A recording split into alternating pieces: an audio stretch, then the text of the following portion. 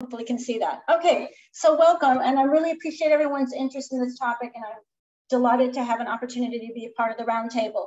We're going to talk about culture and leadership style and what that means for best-in-class marketing organizations, and is there even a relationship? So I want to review our findings, and I want to explore what we call these value creators, and we'll talk about them in a moment, do differently to get the high marks from the C-suite. I'm going to share with you information about the study and how it was done, and then explore areas of improvement for every organization, every marketing organization, regardless of culture and leadership style.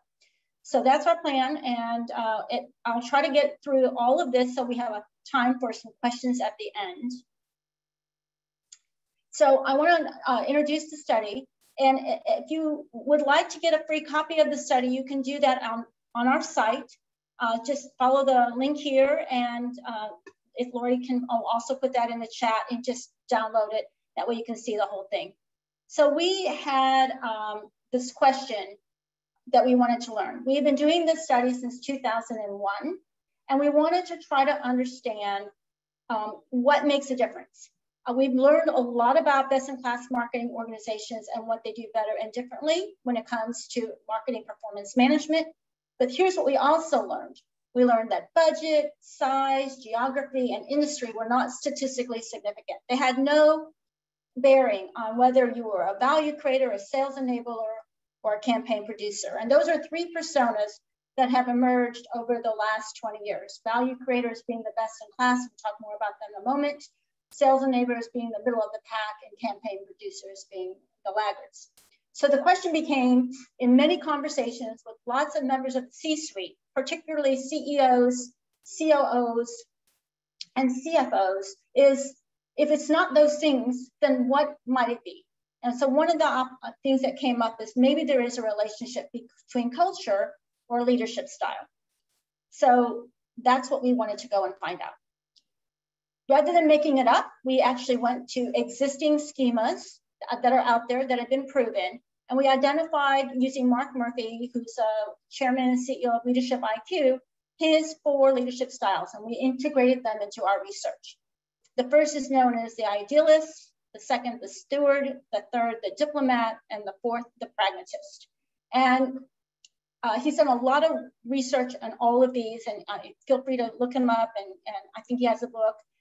So the idealist leadership style is charismatic, intuitive, creative. The steward is the loyal, dependable, always willing to offer help. The diplomat is amiable, charitable, connected, and the pragmatist is driven, competitive, and goal-oriented. So that might ring true if you're thinking about your own leaders and you yourself, what that might be. We also wanted to look at organizational culture. And quite a bit of research has been done on organizational culture. We chose this work by Groisberg, Lee, Price, and Chang, which came out in the Harvard Business Review. And they identified, with pretty good research, 8 types of organizational cultures. And they are caring, purpose, learning, enjoyment, results, authority, safety, and order. And each of those has a description here. And what I want us to be able to talk about is which one might be you. So depending on your answer to your questions, if you did choose charismatic, intuitive, or creative, then you would be an idealist leadership style. That would be what would be yours. If you had loyal, dependable, always willing to offer a helping hand, then that's the steward. If you had amiable, charitable, and connected, it's that when you answered your poll, that's the diplomat. And if you had driven, competitive, and goal-oriented, then that's the pragmatist. So take a look at your leadership style that you chose in the poll, and then you can match it up. And the same applies for the organizational culture. So we had collaborative and welcoming. That would be a caring organizational culture. Emphasizing altruism and contributing to the greater good would be the purpose culture. Creativity, innovation, exploration would be the learning culture. Playful and has high morale would be enjoyment. Goals and results of your initiatives would be results. Strength and confidence is authority. Careful planning and risk management is safety. And last is respect, structure, and shared norms is order. So just think about your own answers. That will be your prominent style and culture. So I'm going to talk a little bit about them. I'm going to pass a little bit about me. Most of you have known me. I saw a lot of names of people that I recognize. Thank you for being here. We've been, like I said, part of this discipline pretty much since the beginning. And when we go and talk to people to get feedback to the study, we're talking to people like your companies. So these are recognizable firms that we have conversations with after we do a study and before we do a study to really get a sense of whether or not we're hitting the mark or where we need to be improving. We fielded this study between September 19th and November 8th. And it was, as Lynn mentioned, done in conjunction with the University of Texas. Announcements went out both directly by email as well as through social media. And we had qualifying questions to screen participants. And we had 283 qualified survey respondents, a little lower than we've had in the past. I don't know if that has something to do with the pandemic or people are, where that is, but we had hoped for a little bit more, but it's still a good enough sample that it made sense for the work that we did. So value creators are the best in class. And what we do in part of the study is we ask members of the C-suite to rate their marketing organization on their ability to demonstrate their value and contribution to the business.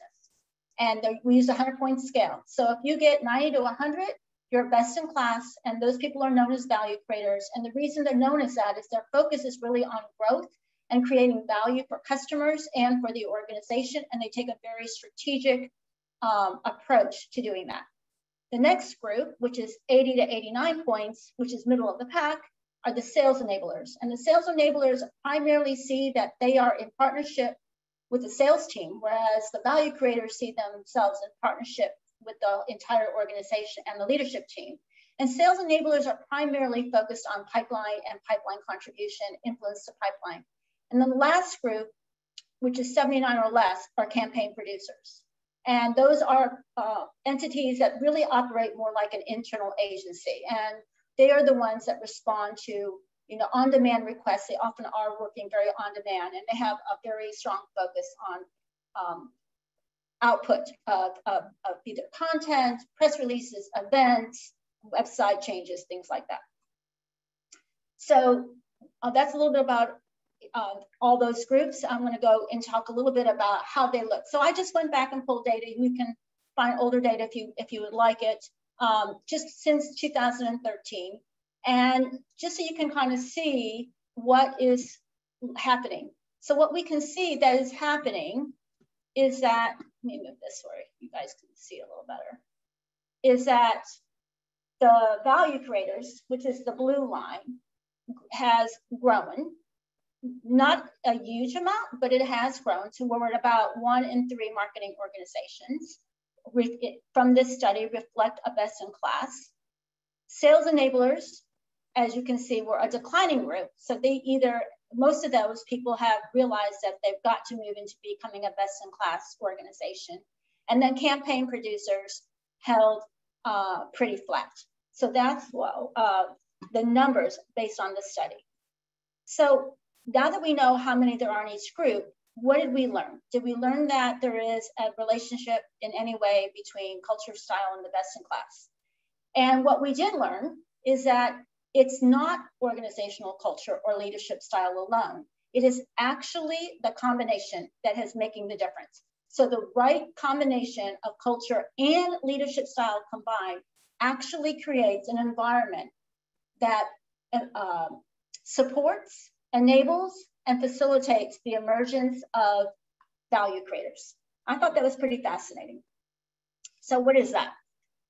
It's not that there aren't value creators in other parts of in other cultures, in other leadership styles. They are, but they're much more likely to flourish in a steward leadership style combined with a results culture. So if you have both of those, a steward leadership style and a results culture, then you're more likely to be able to already be a value creator or emerge as a value creator. So once again, The steward, this is the loyal, dependable, and always willing to offer a helping hand. And the results are the people who are goals and focused on goals and results of your initiatives. This is the only combination that has statistical significance. And this is really what it looks like. So this is the optimal combo. If you're looking at each of the combinations, all the possible combinations of steward with any other organizational culture, you can see that it's usually different. You will find them much more likely in this group. And you will see that our sales enablers are much smaller in this group. They do not do as well. The campaign producers are here. Okay, so moving to the next one. Let's talk about what they do better as a result of being in this kind of an environment. So they are much better at using data. They are much better at performance management, and they are also better at customer centricity. 3 key places that value creators outshine and in a statistically significant way over their counterparts as a result of the environment. And does it really matter? And the answer is it really does matter, because that allows them to have more influence over business decisions, to have better credibility, and they are better able to facilitate strategic decisions, and they're able to prove their relevancy. So it's important that they are better at those 3 things, and by being better at those 3 things, this is what how they benefit. There are 3 key performance management capabilities where value creators excel. So if you answer the question, I want to be one of these, here's the benefits, where do I really need to focus? Because where can I begin to make my first steps? There would be 3 areas. The first would be on getting the measures that matter. We'll take a look at that. The second would be around performance management dashboards. So we've been having conversations with a lot of companies about, should we be focusing on attribution models or performance management dashboards or something else? And I would say, if you had to make a choice between those, I'll focus on performance management dashboards, because that's where value creators are getting the most mileage. And then lastly is the deployment of 3 tools, and I'll go into each of these. Okay, so let's take a look at each of these. Here is understanding mission meaningful measures. This is, I think, one of the most interesting things that continues to surprise me, because we have been talking about measuring marketing forever. This is not a new topic. Yet the value creators, and they made huge strides, kind of got back up where they were and a little bit beyond that in terms of understanding and being confident that they know which measures the C-suite cares about, and the C-suite believes that they know those measures. So, and you can see that our sales enablers and our campaign producers both took dips this year. So value creators really have knowledge about what matters into the C-suite and the business. They know how to employ those metrics effectively. They can link what they measure back to the business. They are 4 times more likely to earn a score of 8 or higher from the C-suite for their ability to link their measures compared to campaign producers, and 2 times more likely to be able to do that in terms, again, from the C-suite than sales enablers.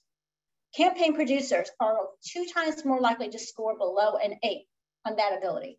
So again, the scoring done by the C-suite.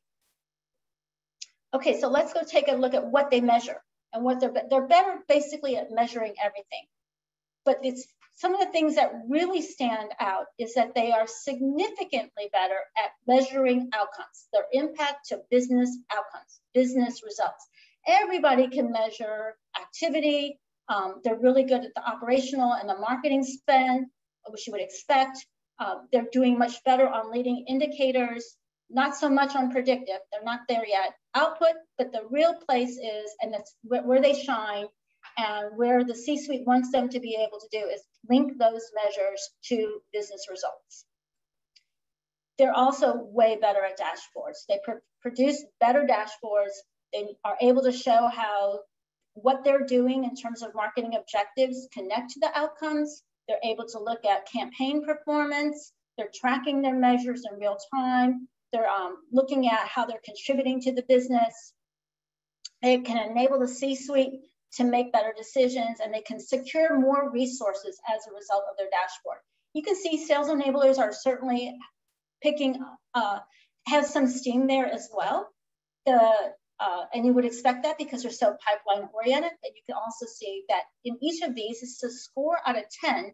Nobody's got, 8, 9s, or 10s here. So this is an opportunity for every marketing organization to improve.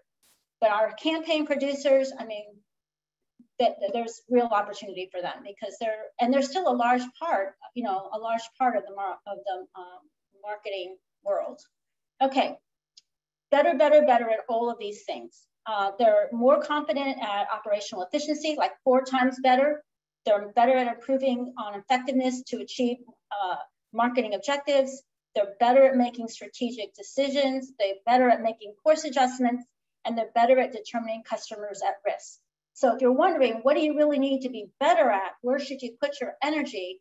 These would be the 5 places that you can put your energy and grow proficiency, grow your competency as a marketing organization.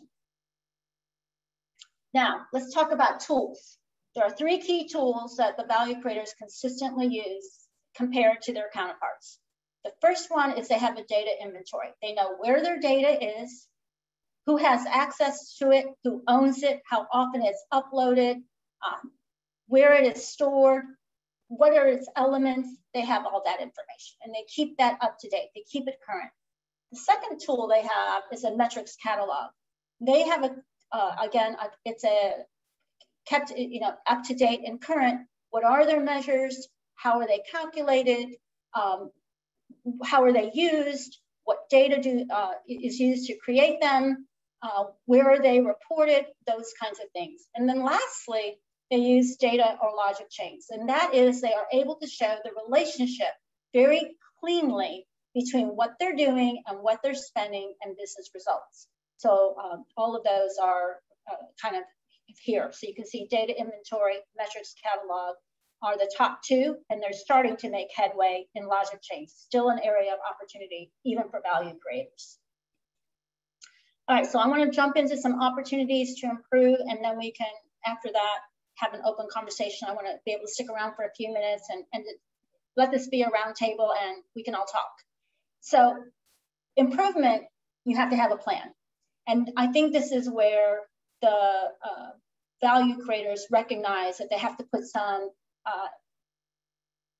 wood behind the arrow, so to speak.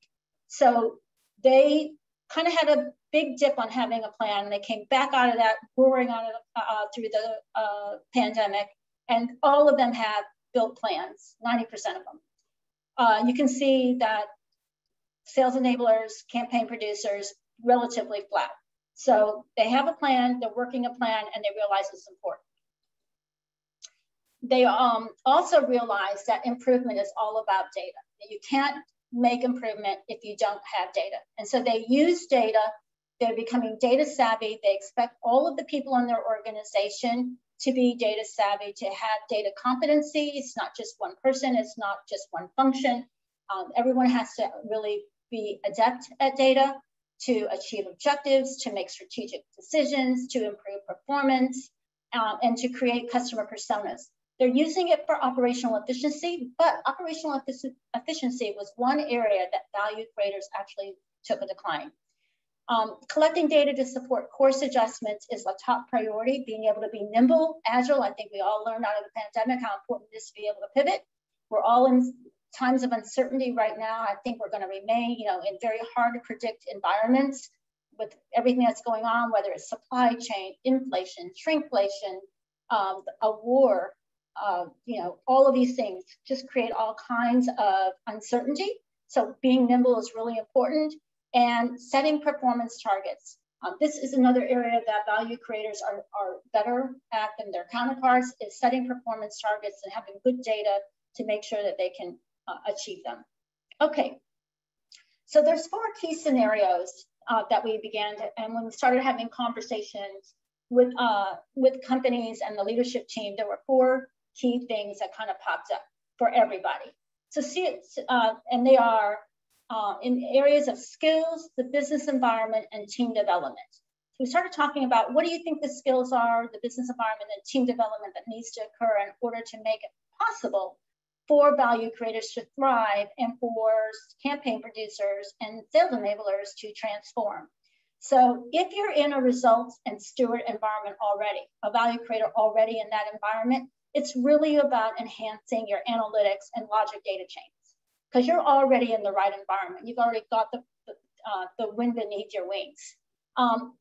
You're in the optimal business environment, so really the area to focus is on analytics for action, and especially around customer centricity.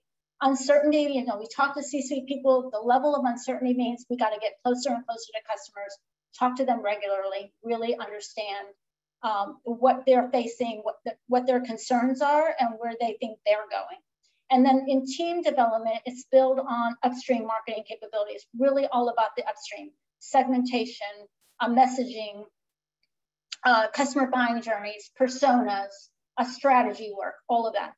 So if you're a value creator and you're not in a results steward environment, you can still thrive, but you probably, and you need to do the exact same things on the skill level, and you probably need to work on the performance management a little bit more and be able to tell that story and make it more valuable and more meaningful to the leadership team, and then expand on measurement capabilities and use of data. Okay, so let's say you're not a value creator. You're one of the sales enablers, and you are in, or a campaign producer, but you're in a results steward environment. That's a wake-up call, because results steward have an expectation really for a value creator organization. So it's really time to step up, particularly around being able to get insights out of data, get the right measures, get that mark up on what the leadership team expects in terms of confidence for you to know what measures matter and get the right dashboards in play. And again, analytics and customer centricity are not going away. We heard that over and over from all the different people and different companies we spoke with, regardless of their style or culture. And then recruit and hire analytically inclined and process-oriented marketing generalists. We've been very focused on hiring a lot of specialists in marketing over the last few years. And what we're hearing from them is we need more generalists, people who can move around in the seats, people who are process oriented, and people who are analytically inclined. So think about that if you are doing any hiring. The last group, the sales enablers and the campaign producers who are not in a results or steward environment. So, you know, you can kind of coast a little bit more there in those environments. But it's an opportunity, again, to maybe rethink what your dashboards look like, tell a little bit different story to show how you're making a difference to the business, and be more performance management oriented.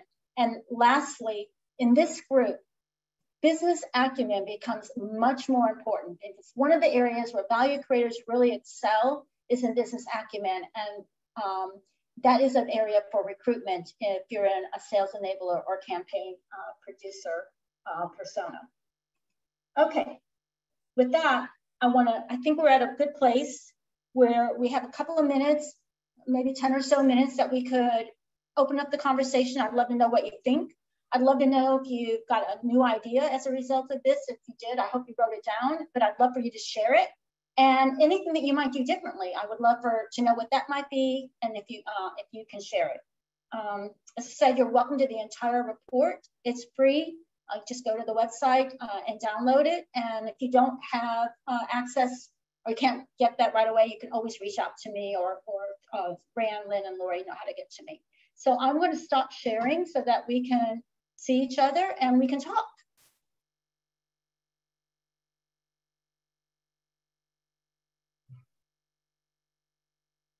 Hello? Laura, I was curious about the sales enablers or campaign producers. What did they excel in? Well, campaign producers excel at production. They know they can turn a lot of stuff out. So they're very good at production. They might also be quite good at creative. And actually, they do understand the customer buying journey pretty well, because they are able to match touch points stuff, right, with the journey. So they're pretty good there. Sales enablers are really just all about the pipeline. And that means qualify, qualify, qualify, lead, lead, lead. very lead gen oriented. I'm not talking, I said, and I chose my words carefully, lead gen as opposed to demand gen.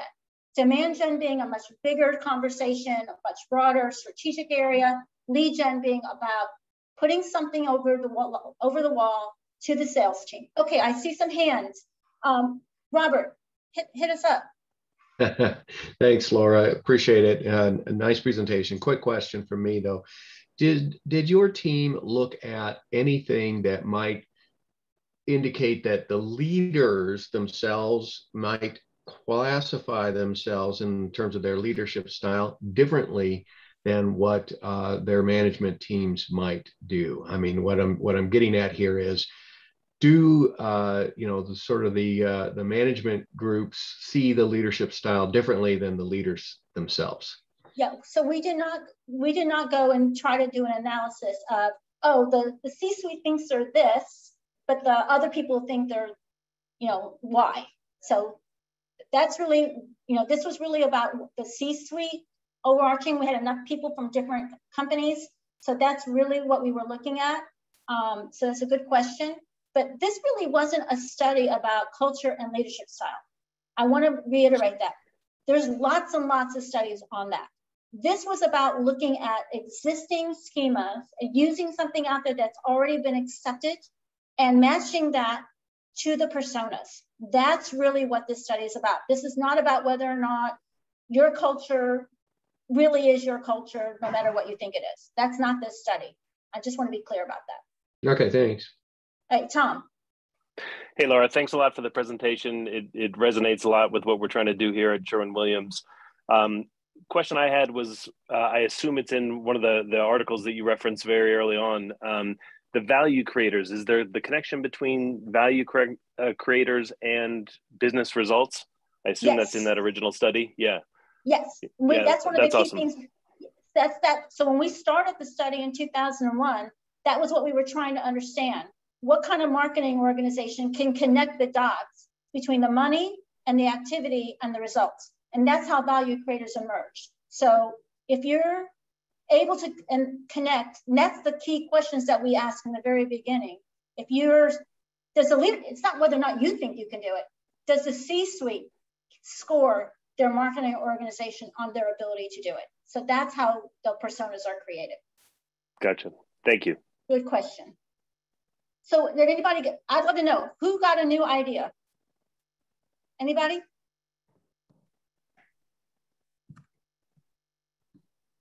No? I did. Okay. Ralph got a new idea. And anybody else get a new idea? Okay. How about something you'll do differently? Oh yeah, okay. Is that Joseph? So this is Tom again.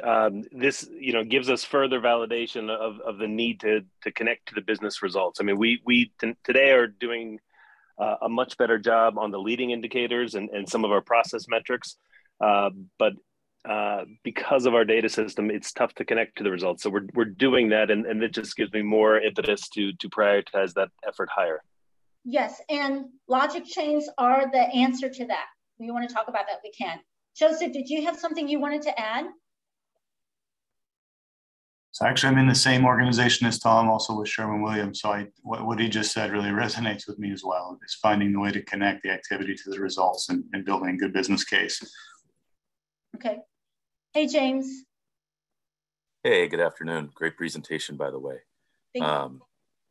Yeah, I guess it makes me feel better that we're not alone, right? Because we have a sales organization focused on revenue. We have a marketing organization focused on their bottom line, but it's shared plant and shared capacity. And so watching our organization become sold out, essentially, we're trying to find, how do you maximize the profit dollars to the bottom line? And it can't be marketing because they have their own agenda. It can't be sales because they each have their own region. And we're trying to find these marketing folks that fit this kind of, like you talked about, jack of all trades, or very diverse skill set that can take over and work with supply chain or finance or sales or marketing with strategy and pick the right piece of business to take. And that's where we're still struggling a little bit on, we're getting by, but, to train up the next group of people where we need support, Do we start with finance folks and teach them commercial? Do we start with marketing folks and teach them finance and supply chain? You know, do you start with supply chain? That's where some of us that have to teach the business acumen side of it that you talked about. What's your starting point, and what's your next topic? Do you teach finance, commercial, or commercial supply chain? You know, you got to have somebody well-rounded, and we're struggling with where do you pick the people from? Which group is most likely to succeed? It's a really great point, and business acumen is a huge differentiator in the skill set. Huge differentiator. So that's a great point. Thanks for bringing that up. Other ideas or thoughts from people before I turn the baton back over to Rand? Yeah, Laura, Megan DeStefano from Ingredion has asked, how would you recommend measuring demand generation versus lead generation? So when I think of demand, I'm thinking, how do you make sure you have the right product, that you're in the right market, right? These are questions that help you with demand gen, that you understand back to the customer journey. Lead gen is strictly about getting opportunities into the pipeline. And that is a different kind of thinking. So it tends to be very tactical, whereas demand gen is much more strategic. Yeah, I think people have a handle on measurement techniques and metrics for lead generation and pipeline management, but is there something you would say about metrics and measures for demand generation? Sure, like product adoption rate would be a great measure for demand gen. As an example, wouldn't be the only one, but as an example. Hey, Elizabeth, you got one? Yeah, can you hear me okay? Just speak a little louder. Or no? Can you hear me all right now? Uh-oh.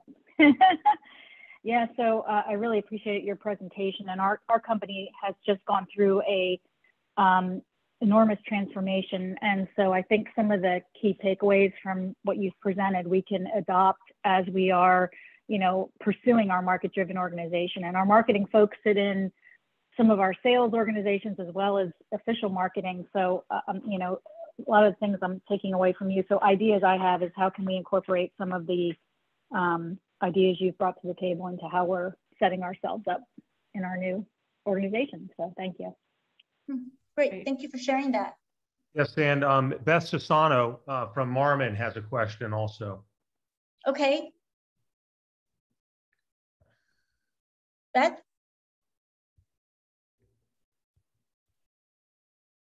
I think that was me. I just asked my question. I'm good. All right. Great. Thank you. Thank you. Oh, sorry, Beth. Okay, thanks. Anybody else? Well, I do hope this was helpful. I realize that we're in March and you all already have your plans, probably already have your measures, probably already are thinking about your dashboards. And sometimes it's really hard to change course because you already have this momentum. So no one's expecting anybody to make a huge shift overnight, but maybe there's small shifts you can make in the way you report or how you're starting to look at some of your data. Maybe there are some shifts you can make as you start thinking about your next planning cycle, which, believe it or not, won't be that long from now because we are in March. So hopefully those are some things to think about. If you don't have a data inventory, that might be something worth putting in, moving to the front burner. If you haven't created a metrics catalog, might be something to think about. Where could you do that? So I hope those are some things that we'll give some consideration to, even though we are on the verge of ending the first quarter of the calendar year. And with that, I just want to say thank you. Thank you for having me. Thank you for letting me share this research with all of you. And I do hope everyone found at least one good idea.